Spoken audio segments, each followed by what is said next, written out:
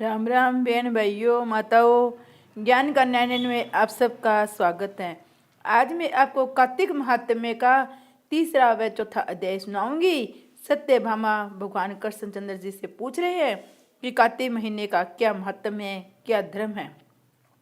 सत्यभामा ने पूछा, हे स्वामिनी, काल रूपधारी आपके सभी वर्ष, मास, दिन आदि अंग प्रत्यंग एक समान महत्व रखते हैं, अतः कार्तिक मास ही सब मासों में श्रेष्ठ क्यों है? फिर सब तिथियों में एकादशी और सब मासों में कार्तिक मास ही आपको अधिक प्रिय क्यों है? हे देवेश, इसका कारण कहिए। श्री कृष्ण भगवान जी कहते हैं, हे प्रिय, तुमने मुझसे बहुत अच्छी बात पूछी। इस विषय में महाराजा वेन के पुत्र पृथु और नारद का संवाद कहता हूँ, उसे एकाग्र मन से सुनो।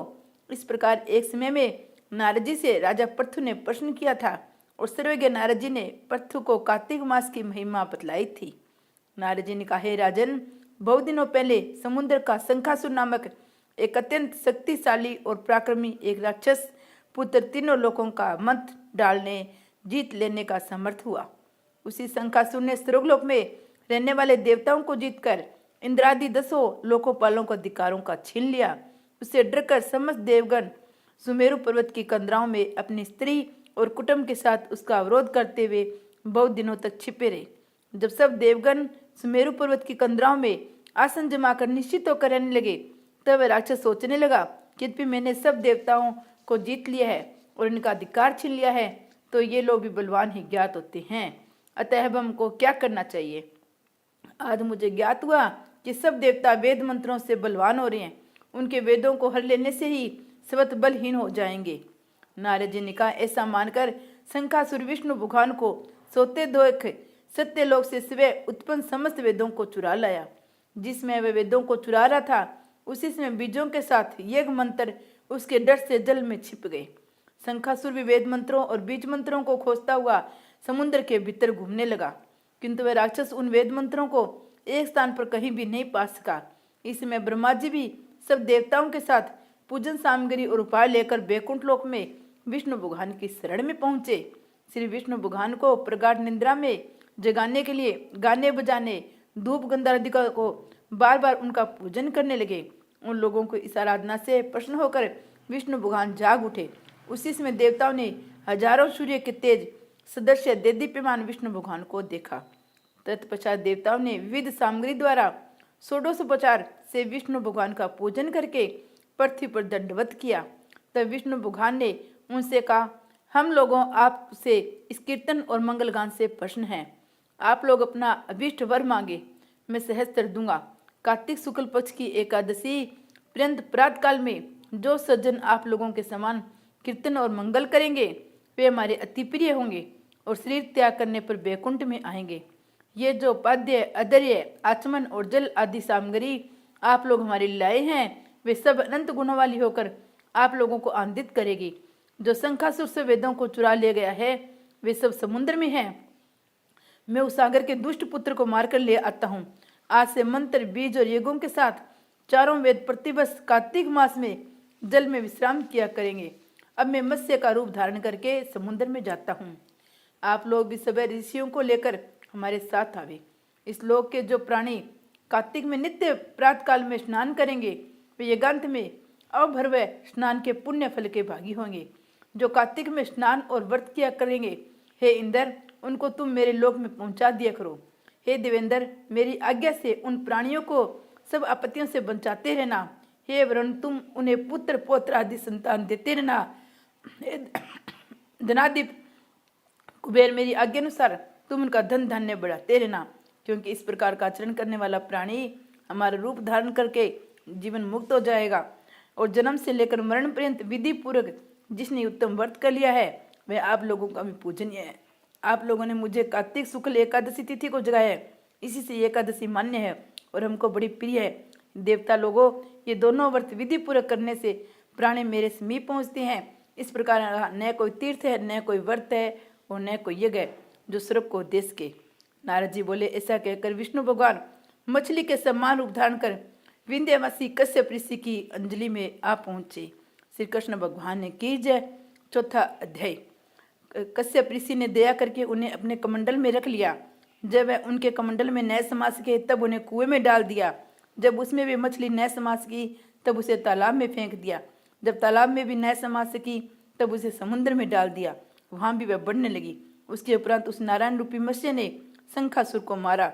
तत्पश्चात उस शंख को हाथ में लेकर बंद्रिकारण्य में आ पहुंचे। बंद्री नारायण में सब मुनियों को बुलाकर आज्ञा दी। विष्णु ने कहा, पानी में इधर उधर फैल जाओ, वेदों को ढूंढो। सिंगरी आप लोग रहस्य युक्त वेदों को जल से निकालकर सिंगर मेरे पास ले आए। इतने काल तक मैं देवताओं के साथ प्रयाग में ठहरा हूँ। राजा पृथु ने नारद जी से कहा। उसके पश्चात अपने तपोबल से समस्त ऋषियों ने यज्ञ बीजों के सहित सब वेद मंत्रों को ढूंढ निकाला। उन वेदों से जो जो भाग जिस जिस मुनि का मिला वह भाग उस मुनि को हो गया। तत्पश्चात हे राजन, उसी दिन से उस भाग के वे ऋषि कहलाए। सब वेदों को लेकर मुनिगण प्रयाग में आए। ब्रह्मा को उन लोगों ने सब वेद समर्पित कर दिए। सब वेदों को पाकर ब्रह्मा बड़े प्रसन्न हुए।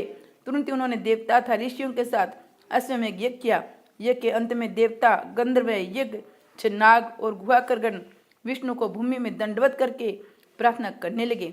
देवतागणों ने कहा, हे देवगण, हे जगन्नाथ, हे प्रभु, हम लोगों को प्रार्थना सुनिए। हम लोगों के हर्ष का समय है, इसे आप हमें वरदान दीजिए। इस स्थान में नष्ट हुए वेद पुनः ब्रह्मा को मिले हैं। हे लक्ष्मीपति, आपकी अनुकंपा से हम लोगों को यज्ञ का भाग भी यहाँ मिला हुआ है, इसलिए ये स्थान आपके प्रसाद से आज से पृथ्वी भर में सर्व प्रधान, पुण्य को बढ़ाने वाला, मुक्ति और भुक्ति को देने वाला हुए, ब्रह्म हत्यादिक महान पापों का नाश करने वाला, आज का ये समय भी परम पवित्र और अक्षय फलदाता हो, ऐसा वरदान हम लोगों को दीजिए। श्री विष्णु भगवान ने कहा, आप लोगों ने जो कुछ कहा वही हमारा विद्य है। जैसा आप लोगों ने मुझसे कहा है वैसा ही ये ब्रह्मा क्षेत्र जगत प्रसिद्ध होगा। सूर्यवंश में उत्पन्न राजा भागीरथी गंगा जी को यहाँ पर लावे और गंगा जी का सूर्य पुत्र यमुना जी के साथ यहाँ पर संगम होगा। आप लोगों और समस्त ब्रह्मादिक देवताओं के साथ मैं भी यहीं पर रहूंगा। स्थल तीर्थराज के नाम से प्रसिद्ध होगा। यज्ञ, दान, व्रत, हवन, जप और पूजादिक करते यहाँ पर सदा अनंत फल देने वाले और मोक्षदायी होंगे। 7 जन्मों के लिए हुए ब्रह्मात्याधिक पाप भी महापाप इस तीर्थराज के दर्शन मात्र से उसी समय नष्ट हो जाएंगे। जो बुद्धिमान मनुष्य मेरे तीर्थराज में शरीर त्याग करेंगे वे मेरे ही शरीर में मिल जाएंगे, फिर उनका पुनः जन्म नहीं होगा। जो प्राणी यहाँ अपने पितरों के उद्देश्य से श्राद्ध करेंगे उनके पितर साक्षात मेरे सम्मान रूप वाले हो जाएंगे। ये समय भी समस्त प्राणियों को महापुण्य फल देने वाला हुए। जो लोग इस तीर्थराज में मकर राशि के सूर्य माघ महीने में स्नान करेंगे उनके समस्त पाप विनिष्ट हो जाएंगे। मकर की संक्रांति होने पर माघ मास में प्रातःकाल स्नान करने वाले के केवल दर्शन मात्र से सब पाप विनिष्ट हो जाते हैं। जैसे सूर्य के तेज से अंधकार का नाश हो जाता है, माघ के महीने में मकर की संक्रांति के होने पर स्नान करने वाले प्राणियों को मैं अपना लोक, अपने समक्ष अपना स्वरूप, इन तीनों मुक्तियों को प्रदान करता हूँ। हे मुनिवर्य, आप लोग मेरे शब्दों को सुनिए। मैं सर्वत्र व्याप्त रहता हुआ सर्वत्र बद्रिकाण्य में निवास करता हूँ। अनंतर सैकड़ों वर्ष तक तप करने पर जो फल प्राप्त होता है वही फल यहाँ एक दिन में मिल जाएगा। जो महानुभाव मेरे स्थान बद्रिकाश्रम का दर्शन करेंगे वे जीवन मुक्त हो जाएंगे, उनके समस्त पाप नष्ट हो जाएंगे। श्री जी बोले, इस तरह विष्णु भगवान उन सब देवताओं से कहकर ब्रह्मा जी के साथ अंतर ध्यान हो गए। इंद्रादि देवतागण भी अपने अंशों को वहीं छोड़कर अंतर ध्यान हो गए। जो कोई प्राणी इसे शुद्ध मन से सुनेंगे अथवा सुनावेंगे वे तीर्थराज प्रयाग और बद्रिकारण्य जाने के समान फल को प्राप्त होंगे। श्री कृष्ण भगवान की जय। तीर्थराज प्रयाग जी और बद्रिकाश्रम की जय।